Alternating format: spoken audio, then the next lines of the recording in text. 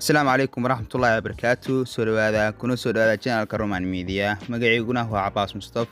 waxaan maanta muqalkena ku soo qaadan doonaa hiigsiga Turkiga ee 2023 Turkey Vision 2023 intaan muqalka u gudi galin like saar videogan wuxuu naga saacidi karaa YouTube-keena dad badan gaarsiiyo muddo 3 sano ah ayaa ka xigta Turkiga oo dabaaldegida sanad guuridii boqolaad ee ka soo wareegatay aasaaskii Jamhuuriyadda Turkiga markii uu soo idlaaday dagaalkii koowaad ee adduunka xulafadii British ayaa kuwii ku adkaaday dagaalka xilliga kooxii laga adkaaday waxaa ka mid ah dawladdii Cusmaaniyiinta oo dhul baaxad weyn ka talinayay wuxuu ahaa waqtigeedii ugu xumaa 600 sano ay maamuleysay madaqad aad u weyn sandaqadaas ayaa la kulantay caqabado ay xamil weeday dadkii degnaa dhulka ay maamuleysay xogag reer Yurub iyo boqortooyin kale ayaa waaqiyay awoodoodii waxa uu urmay koox uu hormuud u yahay Mustafa Kemal Atatürk oo u dagaalamayay madaxweynimada Turkiga kadib markii ay wiiqmatay boqortooyadu dagaal badan oo ay la galeen Gariigii iyo Armaaniyiinta isla boqortooyadii Cusmaaniyiinta iyo qaybo ka mid ah dalalka ay boqortooyada ka talineysay ayaa kaliftay inay noqoto kuwii jaangooy arrimaha Turkiga waxa bilaabmay xilligii xogagii reer Yurub heshiis ay la galeen kooxdii Mustafa heshiiskaas ayaa dhaliyay in la asaaso Jamhuuriyadda Turkiga ee maanta jirta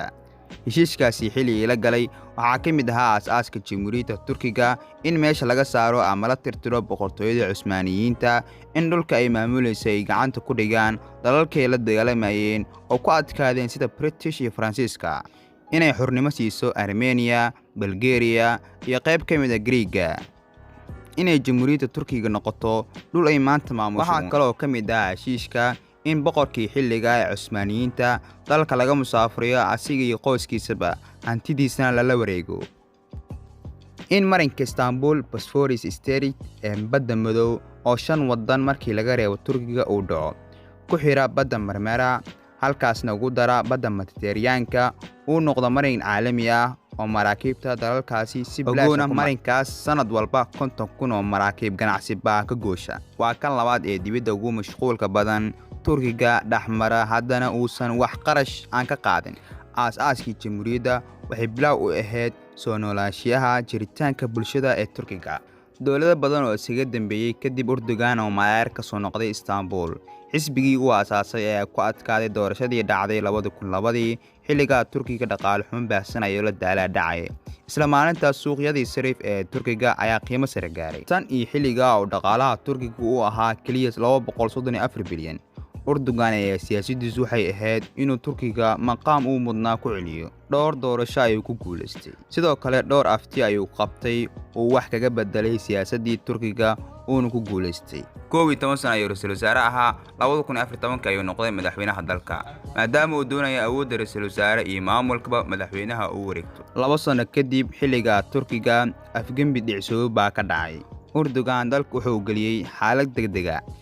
Turkiga intuusan afgembigii dhicin wuxuu ku jiray heerkii ugu sareysay xagga dhaqaalaha waxbarashada caafimaadka amniga wax soo saarka iyo tiknoolajiyadaba sanad kadib ayuu Erdogan ku dhawaaqay afti dastuur wax looga bedelayo oo nidaamka ra'iisul wasaaraha iyo dawladda baarlamaanka hoostaga meesha laga saarayo oo dalku noqonayo mid hoostaga xukunka madaxweynaha dawlad ahaan iyo qaran ahaanba aftidaas oo uu ku guuleystay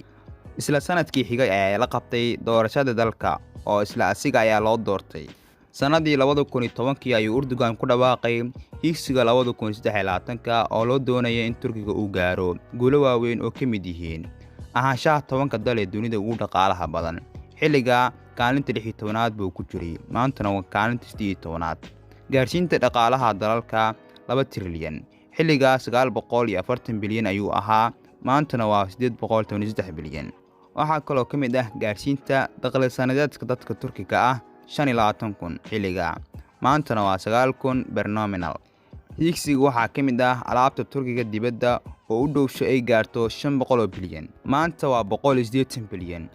waxa kale oo ka mid ah in ganacsiga shisheeyaha ee Turkiga gudihiisa uu gaaro 1 trilyan maanta waa 390 bilyan waxa kale oo ka mid ah dadka shaqeeya ee Turkiga inay gaaraan 30 bilyan taas waa lagu guuleystay oo maanta waa 32 bilyan baa shaqeysa sidoo kale in xadida shaqo la'aanta in la gaarsiiyo 5% oo maanta waa 11% hiigsiga waxaa kaloo ka mid ah dhisidda xarumo lagu bacrimiyo nukliyeerka, tamarta iyo waxyaabo kale.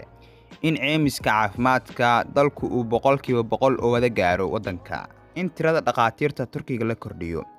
oo 100,000 oo qof ee Turkiga ah ay helaan 210 dhakhtar. Maantana waa 175 dhakhtar. taasoo ka dhigayso dhaqaatiirta Turkiga inay kor u dhaafaan 990,000 oo dhakhtar. Dhisidda wadooyin tareen oo 22,000 kiiloomitir ah oo nooca tareemada dheereeya oo cusub. Dhisidda wado 15,000 kiiloomitir ah oo highway ah.